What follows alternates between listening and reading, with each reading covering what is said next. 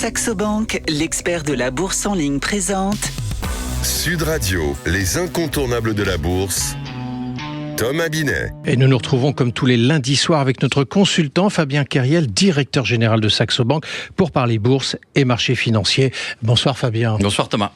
Ce soir, on va remonter le temps avec vous.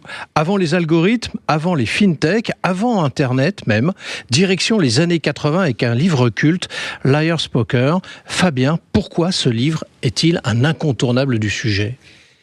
Liar's Poker, pour moi, c'est un incontournable puisque ça décrit, dans les années 80, un peu la naissance de la finance moderne, en tout cas de la finance de marché moderne, puisqu'on parle d'un jeune diplômé, Michael Lewis, l'auteur lui-même d'ailleurs, qui rentre dans une banque, dans une salle de marché aux États-Unis et qui raconte et qui va décrire ce qu'il vit au quotidien pendant quelques années. Donc c'est un livre autobiographique. Complètement.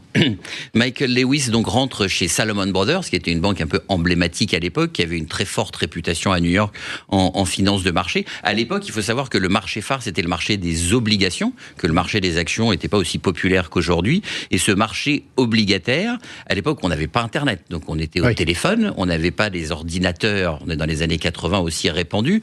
Donc c'était un métier vraiment qui reposait sur les personnes, sur leur capacité à vendre, à négocier. Et on est sur l'explosion du marché obligataire, sur la globalisation des échanges. Et on voit cette ambiance en salle des marchés très masculine, très agressive, bourrée de testostérone, où c'est vraiment des rapports de force entre les personnes. Mais pourquoi une culture ultra-agressive, justement ? Parce que dans la salle de marché, déjà, l'environnement, donc on était au téléphone, tout se faisait à la voix, et donc c'était déjà très bruyant. Il fallait être celui qui parlait le plus fort pour entendre le prix qu'on demandait à son trader en face quand on avait un client au téléphone. Donc ça créait déjà un environnement de « c'est moi qui parle le plus fort, c'est moi qui m'impose », et les plus expérimentés intimidaient les plus jeunes et réussissaient à s'imposer. En gros, si tu n'es pas le plus malin, si tu n'es pas le plus fort, eh ben, le plus fort que toi te mangera. Mais pourquoi Liar's Poker, Fabien ? D'où vient ce titre d'ailleurs intrigant? C'est un jeu auquel jouaient ces traders dans la salle des marchés de Salomon, ou sur les billets de banque américains, et notamment sur le billet de $1, il y a un numéro de série qui a 8 chiffres. Et donc, une personne allait voir un de ses collègues et faisait un pari sur le nombre d'occurrences d'un chiffre. Par exemple, donc il connaissait son numéro de série, il avait 8 chiffres. La personne en face avait aussi 8 chiffres, donc il y avait 16 chiffres possibles. Et il disait, je parie qu'il y a 5 fois le chiffre 2 dans la somme de nos deux nombres. Et ils annonçaient une somme, la somme du pari. Et dans le livre, Michael Lewis parle du patron de la banque qui vient voir son trader phare et qui lui dit, je te parie $1 million qui a 3,9 dans notre série.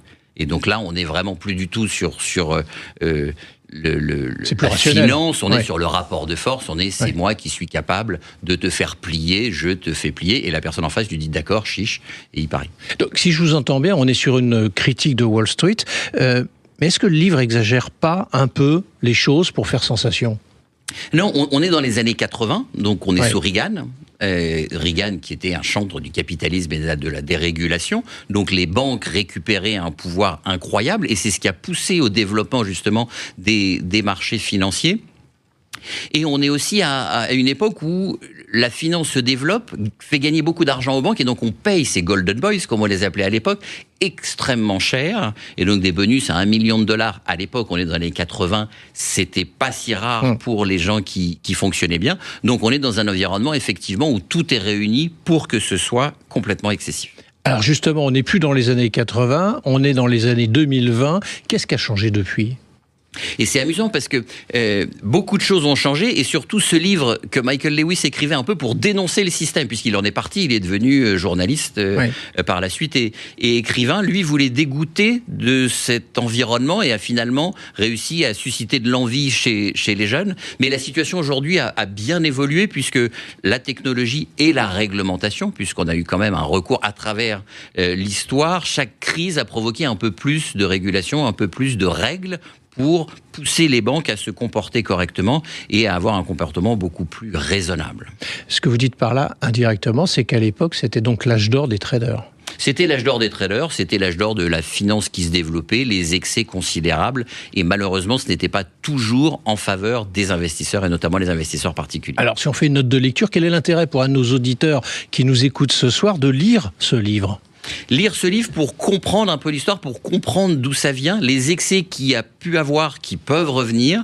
Mais ce qui est important, c'est ne vous laissez pas impressionner par les experts, par les spécialistes. Quand on vous propose d'investir, prenez votre temps, soyez rationnel, analysez, réfléchissez. Merci Fabien, et on vous retrouve lundi prochain pour un autre numéro d'Oser investir, les incontournables de la bourse. Et pour ce qui me concerne, rendez-vous dimanche à 9h25 dans la matinale week-end. Sud Radio, les incontournables de la bourse. Thomas Binet. Avec Saxo Bank, l'expert de la bourse en ligne.